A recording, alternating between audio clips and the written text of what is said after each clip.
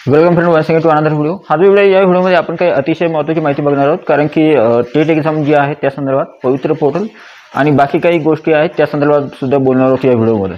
Video जो आहे खूप महत्त्वाचा आहे।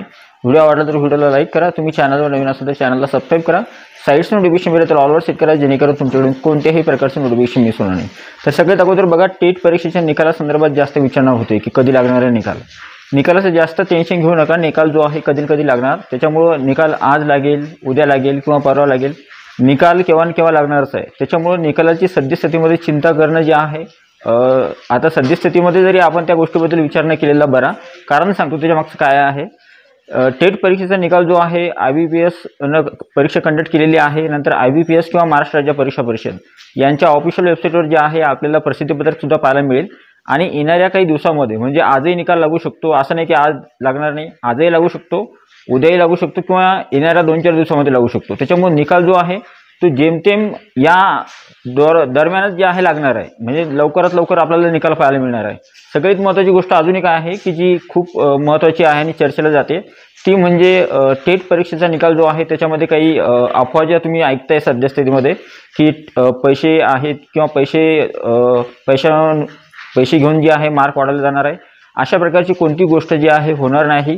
परीक्षा IBPS कंपनीने कंडक्ट केलेली आहे, त्याच्यामुळे IBPS वर प्रश्नचिन्ह आपण उपस्थितच करू शकत नाही, कारण की IBPS खूप पारदर्शकपणे परीक्षा राबवते आणि पारदर्शकपणेच निकाल जो आहे तो अनाऊन्स करते। त्याच्यामुळे या गोष्टीवर अजिबात विश्वास ठेवू नका की पैसे घेऊन जे आहे मार्क वाढवले जातात किंवा मार्क्स वाढतात, अशा प्रकारची कोणत्याही प्रकारची गोष्ट या तरी परीक्षेत होणार नाही, कोणत्याच परीक्षेत होणार नाही। इथून समोर म्हणजे IBPS ना आतापर्यंत जेवढ्या परीक्षा कंडक्ट केलेल्या आहेत त्या कोणत्याच परीक्षेमध्ये गैरप्रकार झालेला नाहीये। त्याच्यामुळे तुम्ही जे आहे बिंदास राहा, या परीक्षेमध्ये अजिबात कोणत्याही प्रकारची गैरप्रकार जो आहे तो होणार नाहीये। आता सगळ्यात महत्त्वाचा TT परीक्षेचा निकाल जो आहे तो लागेल। निकाल लागल्यानंतर सगळ्यात महत्त्वाचं काय होईल की पवित्र पोर्टलवर रजिस्ट्रेशनचं काम सुरू होईल। पण निकालाच्या संदर्भात आता तुम्ही खाली कमेंटमध्ये सुद्धा बघा, व्हिडिओच्या कमेंटमध्ये जास्तीत जास्त जास्त जणांचा प्रश्न हाच असतो की निकाल कधी लागणार आहे, निकाल कधी लागणार आहे, निकाल आज लागेल का, निकाल उद्या लागेल का। तर सद्यस्थितीमध्ये निकालाचं मी तुम्हाला अपडेट सांगितले की निकालाच्या संदर्भात जे आहे सद्यस्थितीमध्ये ॲक्च्युअल कंडिशन ही आहे की निकाल एनी हाऊ कंडिशनमध्ये लागू शकतो। निकालाचं कामकाज जे आहे पूर्ण झालेलं आहे, फक्त तो निकाल डिस्प्ले होणं बाकी आहे। म्हणजे महाराष्ट्र IBPS कंपनीकडे निकाल आहे, जसा तो निकाल महाराष्ट्र राज्य परीक्षा परिषदेकडे येईल आणि महाराष्ट्र राज्य परीक्षा परिषद जे आहे त्यांच्या वतीनं जो आहे तो निकाल जो आहे पब्लिश केला जाणार आहे अधिकृत वेबसाईटवर। त्याच्यामुळे सद्यस्थितीमध्ये त्याचं टेन्शन घेऊ नका। दुसरी अजून एक महत्त्वाची गोष्ट आहे, कमेंट बॉक्समध्ये बघा तुम्ही, कमेंट बॉक्समध्ये काही जणांचं म्हणणं असतं की नाही सर या म्हणजे सरांनी अशा प्रकारे जे आहे हे वाक्य परत म्हणलं किंवा हे वाक्य जे आहे सांगायला एवढा वेळ लावला तेवढा वेळ लावला। काही जण कमेंट्समध्ये असे दिसतात मला की ज्यांना कशाचंच घेणं देणं नाही आहे, फक्त कमेंट्स करायला त्यांना उत्साह वाटतो किंवा कमेंट करण्यामध्ये त्यांना जास्तीत जास्त आनंद आहे की माझी कमेंट जी आहे जास्त हायलाईट झाली पाहिजे। तर त्याच्यामुळे ह्या सुद्धा गोष्टी ज्या आहेत या गोष्टीकडे आपण सुद्धा दुर्लक्ष केलं पाहिजे। आणि ज्या महत्त्वाच्या गोष्टी आहेत, उदाहरणार्थ समजा आता तुम्ही बघा 2017ची भरती प्रक्रिया जी आहे तिच्या संदर्भात विचारणा होते, तर 2017चे जे अभियोगधारक जे आहे त्यांना मला सांगू इच्छितो मी की 2017 संदर्भात जशी अपडेट माझ्यापर्यंत येईल किंवा आपल्यापर्यंत जशी अपडेट येईल तशी अपडेट लवकरात लवकर तुमच्यापर्यंत पोहोचवलं जाईल। 2017च्या भरती प्रक्रिया संदर्भात बोलतोय मी, त्याच्यामुळे तुम्ही जे आहे जास्त विचार करू नका, 2017 संदर्भात सुद्धा लवकरात लवकर अपडेट येईल अशी आशा करूया। महाराष्ट्र राज्य परीक्षा परिषद यांनी जी TT परीक्षा घेतली होती, कोणती महाराष्ट्र गव्हर्नमेंटची TT 2024, तिचं निकालाचं काम झालेलं आहे, निकाल लागलेला आहे। काही विद्यार्थ्यांना त्यांचे प्रमाणपत्र जे आहे ते भेटलेलेच नाही आहेत। तर विद्यार्थ्यांचं म्हणणं आहे की आमचे प्रमाणपत्र जे आहेत आम्हाला कधी मिळणार आहे।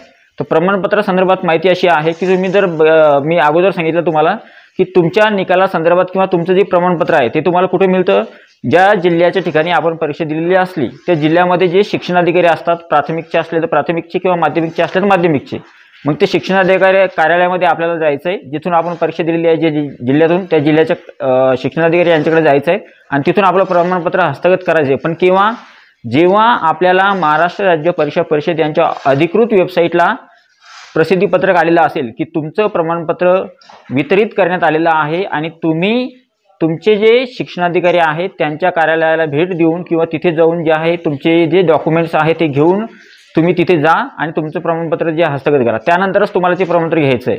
आता सगळ्यात महत्त्वाची गोष्ट आहे पवित्र पोर्टलच्या कामकाजाची। पवित्र पोर्टलचं कामकाज जे आहे येणाऱ्या काही दिवसामध्ये सुरू होईल। मुलाखतीचं राऊंड सद्यस्थितीमध्ये सुरू आहे। खूप सारे विद्यार्थी जे आहेत ते मुलाखत द्यायला गेलेले आहेत किंवा मुलाखतीचा राऊंड सध्या सुरू आहे, तुम्हाला माहिती आहे। मुलाखतीला 30 मार्क आहे. मुलाखतीची तयारी जी आहे ज्यांनी केलेली आहे, मुलाखतीला मी अगोदर मुलाखतीची तयारी कशी करायची कशी नाही करायची या संदर्भात आपला व्हिडिओ आहे, तुम्ही व्हिडिओसुद्धा बघू शकता. आता मुलाखतीचा राऊंड झाल्यानंतर जे आहे टेट 2022चा जो जी काही पूर्ण प्रक्रिया होती ती पूर्ण प्रक्रिया संपुष्टात येणार आहे. आणि ती पूर्ण प्रक्रिया झाल्यानंतर जे आहे काहींचं म्हणणं होतं सर कन्वर्ट राऊंड होणार का, तर कन्वर्ट राऊंड होण्याची शक्यता सद्यस्थितीमध्ये कमी दिसते, पण कन्वर्ट राऊंड शक्यतो होऊ शकतो. आता बघा लाईटसुद्धा गेली अचानक जी आहे ती, तर त्याच्यामुळे जे आहे कन्वर्ट राऊंड होण्याची शक्यता कमी आहे. आणि राहिली गोष्ट पवित्र पोर्टलची, तर पवित्र पोर्टलचं कामकाज जे आहे येणाऱ्या दिवसामध्ये जे आहे सुरू होईल. त्याच्यामुळं आशा करूया की टेट परीक्षेचा निकाल जो आहे लवकरात लवकर येऊ, जेणेकरून पवित्र पोर्टलचं जे कामकाज आहे ते सुरू होईल. आता पवित्र पोर्टलचं कामकाज सुरू झाल्यानंतर सगळ्यात महत्त्वाची गोष्ट ही उरते की पवित्र पोर्टलवर आपल्याला नावाची नोंदणी करावी लागते. पण त्यासाठी सगळ्यात महत्त्वाची एक गोष्ट आहे ती म्हणजे आपल्याजवळ त्या सगळ्या गोष्टी असणं आवश्यक आहे. आपले जे डॉक्युमेंट्स आहेत ते असणं आवश्यक आहे. नसले तर मग ते काढून घेणं आवश्यक आहे.